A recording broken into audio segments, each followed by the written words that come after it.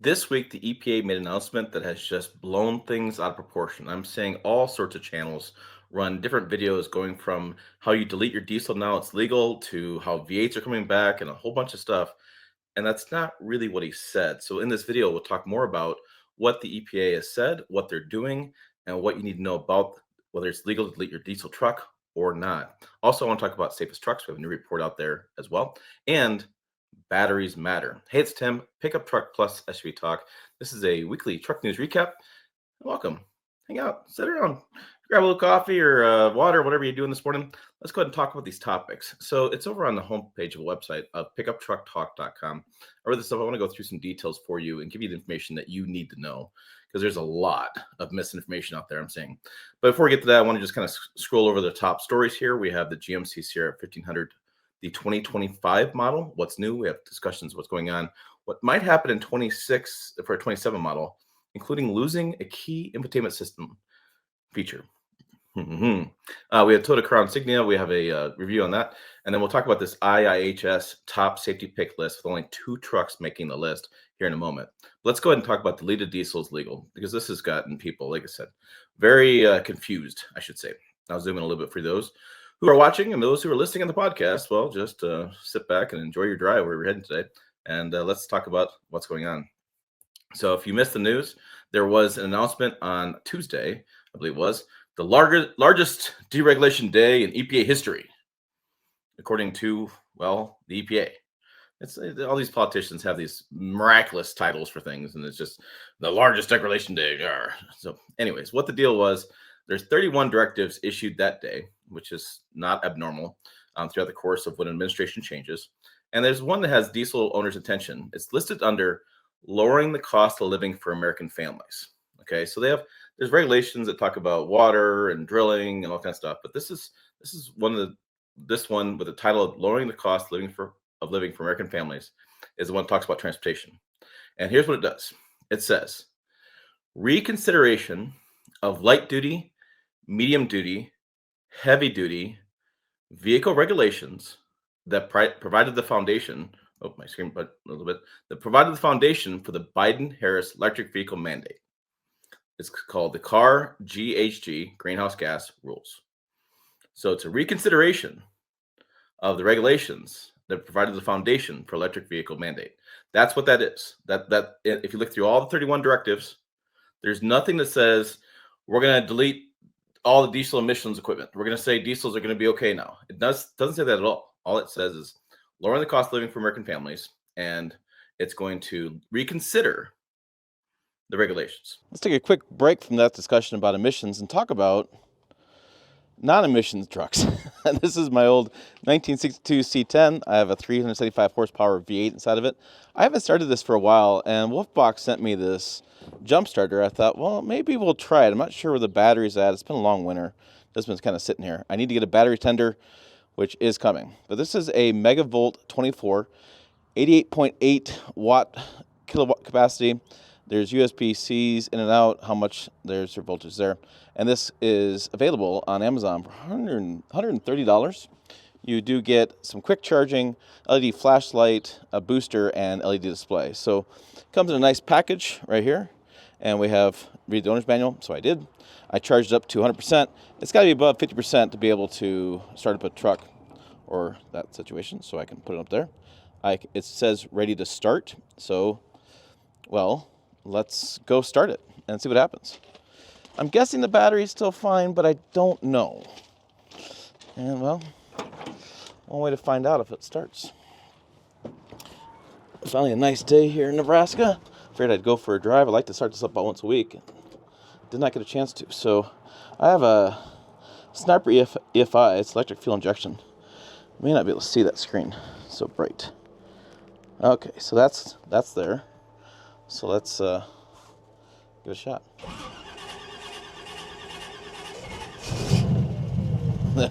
That's not bad for sitting around for a while. Now, it's an old engine. Old truck, so I gotta get a little throttle. Yeah, we'll let that idle, and there you go. For $130, you can buy one of those whoop boxes, and the old trucks like me, or there's some issues, the RHO having a battery issue as well. little peace of mind here at the house. You don't have to bring a big battery charger around, and it lasts several years. You charge it up every 3 months or so. Keep that battery in good life, and it fits a nice little pouch. And you have you have a light built into it, and you can charge other mobile devices. So I call it handy. All right, let's go back inside. So what are we talking about? What is the car GHG rules? The car GHG, which is greenhouse gases, rule sets emission standards for pollution from vehicles. Specifically, the EPA is looking at the latest rule that has been phased in starting in 2027 through 2032. So they're looking at the latest rule, which is what this is, reconsideration of regulations. That rule is going in place 2027 to 2032. They're not looking back at the rules from 2006 when the emissions equipment started in the industry. They're looking specifically at the rules that are moving forward. So it says, here's where the law is currently. I just want to put this in there. On March 20th, 2024, EPA announced new, more protective final standards to further reduce harmful air pollutant emissions from light-duty, medium-duty vehicles, starting with model year 2027. This is what that's doing. The final rule builds upon EPA standards for federal greenhouse gas emission standards for passenger cars and light trucks for model years 2023 through 2026. So what the Biden administration did was they looked at the 2023-2026 rules and they added to them. Now, that was established in 2021 and leverages advances in clean car technology to unlock benefits to Americans ranging from improving public health through reducing smog, soot-forming pollution from vehicles, reducing climate pollution to saving drivers money through reduced fuel and maintenance. The standards will phase in over the model years 2027 through 2032. Now, we talked about this in the video. This video here, and I guess I'll pull it up for you real fast. I did this 10 months ago. I had talked to inside sources at automakers who were working on these rules. So what do these rules really mean? Okay, let's go back to my story. So the rules mean they're going to work on reducing even more of the smog related components, but they don't have anything to do with diesel engines. There's nothing in those rules really talks about diesel engines. What do they talk about? That's always the big question, in case you don't watch the video. They talk about the fact that the catalytic converter is going to be made larger to reduce smog. The catalytic converter, its primary job is to reduce smog. So you make that larger. They're also talking about adding gasoline particulate filters on gasoline engines. They do this in Europe already. If you look at the 3.4 liter Tundra, for example, the V6 turbo, in Europe, it's sold with a gasoline particulate filter on there. That's because EPA a lot of times is behind the eight ball. They wait for a European to go through the standards, see what wear and tear happens, see what maintenance happens, see what if it does any improvements. Then they come to the United States and they have roundtable discussions. They bring in all these different parties in, people that are very conservative, people that are very liberal. They talk about the stuff and then they finalize rules. So that's what that rule means. Okay. But there's a little bit more to the story. So we know why people delete diesel equipment. If you don't know, it's a lot of people have diesel trucks. They feel like there's a really big disparity between what the emissions equipment does or does not do. They may believe in that, may not believe in that. They're also really concerned with reliability and performance as far as fuel economy and performance for the engine. So there's a gap here. This is why people delete diesels, because they feel like the emissions equipment doesn't do anything and they want the truck to last longer. So they want to get rid of this stuff that adds complexity and cost to the truck. So there is another press release. Another press release, the EPA announced is going to look into a rule that would impact diesel engine truck owners. This is called the Clean Trucks Plan. Okay. It says, additionally, EPA is reevaluating the other parts of Biden's EPA's problematic Clean Trucks Plan. This includes the 2022 heavy-duty NOx rule that results in significant costs that will make the product our trucks deliver, like food and other household goods, more expensive. So this is the one that should get people excited, but they got really excited for this deregulation one. And I was like, no, this is what you should be looking at. However, it doesn't really impact consumers. Here's why. That rule was supposed to be rolled out during a 3-year period aimed at reducing emissions from heavy duty trucks. The idea here was that the new vehicles, motor vehicles, heavy duty engine and vehicle standards were to phase in greenhouse gas rules for heavy duty engines and the rule for most pollutant emission standards for light duty and medium duty vehicles. So the plan was really aimed at moving the commercial fleet from diesel engines to battery electric powertrains. We talked about this earlier on this year when California was essentially putting into a ban for diesel engines.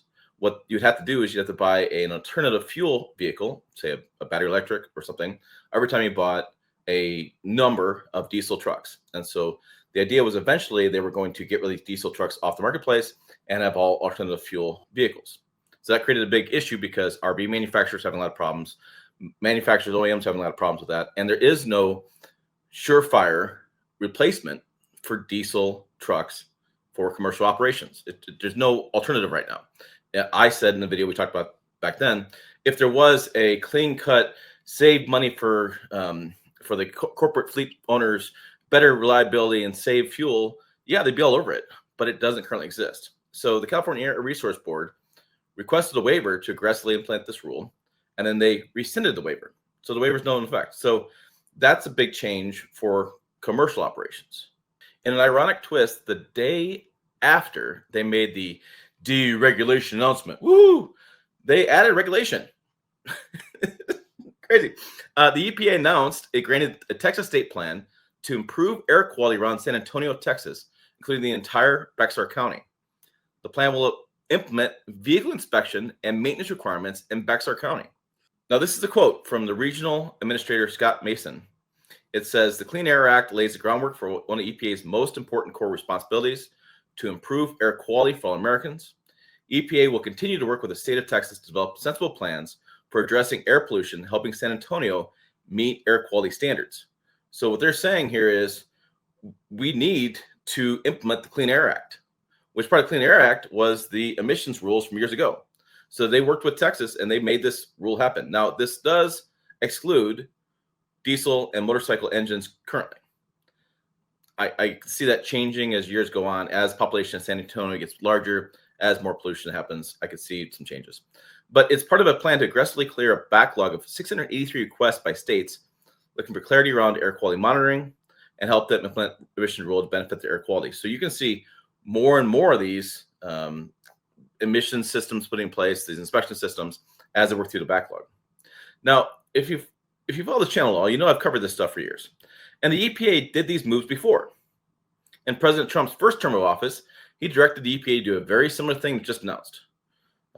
Make vehicles cheaper, improve the bottom line for American families, roll back some of the emissions rules, stop strangling business, deregulation.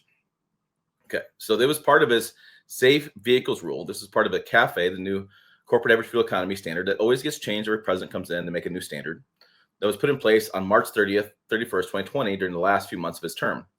The rule was aimed at reducing the vehicle economy standards to a more reasonable target. Let me just say that more clearly. The CAFE that he put in place in 2020 did not roll back emission standards because the Clean Air Act requires a continual improvement in vehicles and air quality. So he said in this rule, according to the NHTSA government Q&A document, the required fuel economy of average vehicles will continue to increase each year under this rule. It's not a rollback. They specifically said that.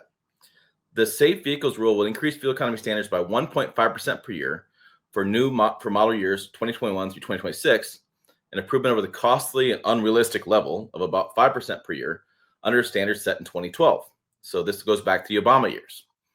Much of the auto industry, it argued, is enabled to meet those standards today, which contributes to making new vehicles unaffordable for many families.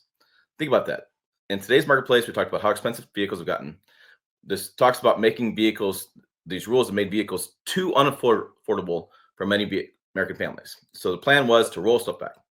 So his administration, Trump's administration, separated the news of this Safer Vehicles Act by putting the following statement on TrumpWhiteHouse.gov. I actually found this interesting, listing all these accomplishments he did in his term of office. He says, repealed the previous administration's costly fuel economy regulations by finalizing the safer, which is safer, affordable, fuel efficient, safe vehicles rule, which would make cars more affordable and lower the price of new vehicles by an estimated $2,200. So he's saying, I want new vehicles to be cheaper to buy. And Biden's saying, the administration before said, hey, Biden's administration said, hey, let's have better fuel economy, which saves you money at the pump. So it's the same philosophy of trying to save money.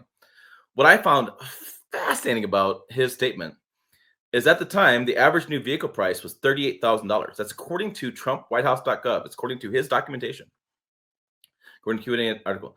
Kelly Blue Book states the average new vehicle price as of January 2025 is $49,740. So we've increased $11,000 in just what we say 3 years, 3 4 years. So we're not going back on price, even though we make these changes. So it is really interesting. So I don't know. So the answer, the question is going to come up like, well, what are you saying, Tim? What can I do? What can't I do with my diesel truck? Can I just delete it, be done with it? The answer is legally, no. It's still federally against the law. And even though the EPA administrator, Zeldin, made this whole deal about deregulation, what they're really looking at is just a rule that was put in place last year for Biden's administration. So they're not making dramatic changes to past rules, which would have an impact on emissions equipment and heavy duty trucks. You have to go back almost 20 years now and roll back those rules. And they're not doing that. And there's a lot of reasons for that.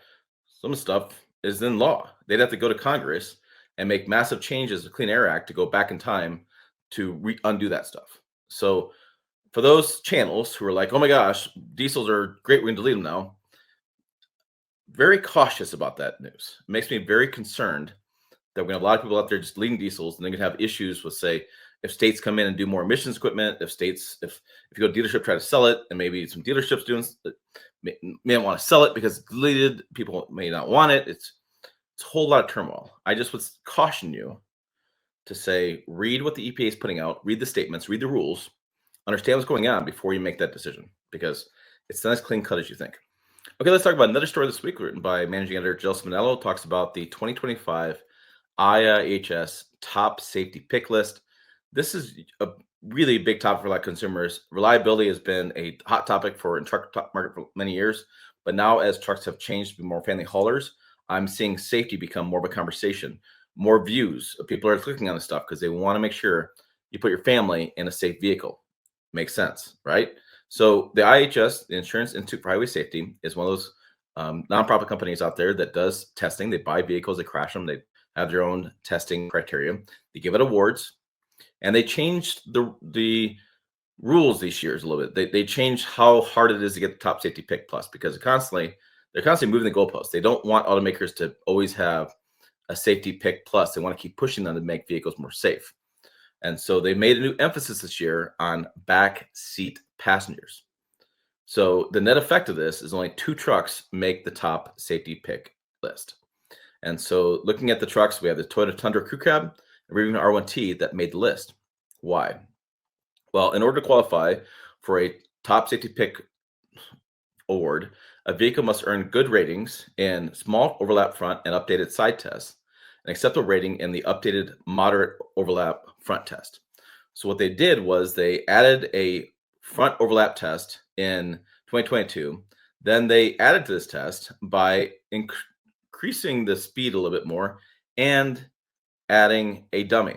It represents a small woman or 12-year-old child in the second row behind the driver. New test that measures injuries frequently seen in rear seat occupants.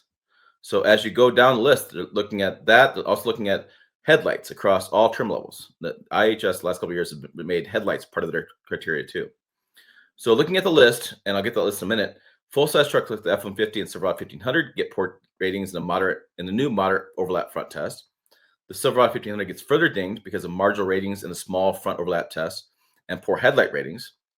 The 2025 Ram 1500 was too new to be tested yet. So that's why we put these ratings out so you guys have information you need to know out there when you're shopping. Only Toyota Tundra with the crew cab made a list. The extended cab model hasn't gone through the new test yet. So that's why the crew cab made it. The R1T misses the top safety pick plus due to an acceptable rating on a new test. So they didn't get a good rating. Mid-sized trucks either haven't been put through the test or they fall short in the headlight department. So so Jill followed up regarding the Toyota Tacoma. This is good or acceptable ratings across the board, performing better than any mid-sized truck. The sticking point is new moderate overlap front test. It hasn't been through that paces yet. So they expect that truck to be tested in May. So this is the listing currently, and it'll probably be updated as they do more testing. But this is the information they gave out today. And they said the Toyota Tundra was a top safety pick plus. It has good ratings across the board, and it's got you can see not yet tested in some of the sections. The Rivian R1T got good ratings. Ford and 50, they got a marginal rating in the latch ease of use and a poor rating in the updated moderate overlap front test. And that's the crew cab. They have crew cab, extended cab. You see, extended cab hasn't been tested yet. They said our original test was good, so they haven't done the updated test. And here's all the information. The Ram's on the bottom, and it really just hasn't been tested across the board. Looking at the mid-size trucks, the Hyundai Santa Cruz, they consider a mid-size, for lack of a better word. It's actually compact, but that's how they do things. And the Honda original and Tacoma and the Ridgeline, Maverick hasn't been tested. Neither has Frontier. So you can see these; they're still working on the testing for some of the stuff. So that's what's going on for safe trucks. Now, what's going on the YouTube channel? Okay, over on the YouTube channel, we have 3 videos I ran this week. A little bit, I'm filming a lot, just getting caught up on some things. I talked to Doug Killian. He's been a 30-year engineer over at Stellantis. But we didn't talk about Stellantis. I really want to try to make this a general conversation about just how engineers see things, how they see reliability the last 20 years. What do they think about recalls? What do they think about going on as far as testing? So I really want to make that video about this. Then we had a conversation with Altima, and we talked about their batteries and how they're making longer lasting batteries. And we're talking about how much energy use is pulled from the vehicle now because vehicles have gotten more and more technology in them. And then I have a video I just launched yesterday where I talked with Brant Combs. He is the national sales director for Ram. And we talked about the pricing. The video only talks about pricing. And because I thought it was pretty interesting the way he was talking about how they've made more features standard while only increasing the price by a couple $100. And they've made the new high output diesel engine not be an upcharge, but they took away a 4x2 diesel option. So it's a very interesting discussion, I thought, as far as pricing. Kind of gives you guys some insight into what they are seeing in the marketplace and why they're pricing vehicles that way. There you go. That's this week's Truck News Recap. Make sure to check out the videos up on the channel over here, and you saw them down below on there. There's lots of stuff to choose from. Over 2,000 videos on the channel now. It's crazy. Check out the website and also the forum.pickuptrucktalk.com. As always, thanks for watching. I will see you down the road.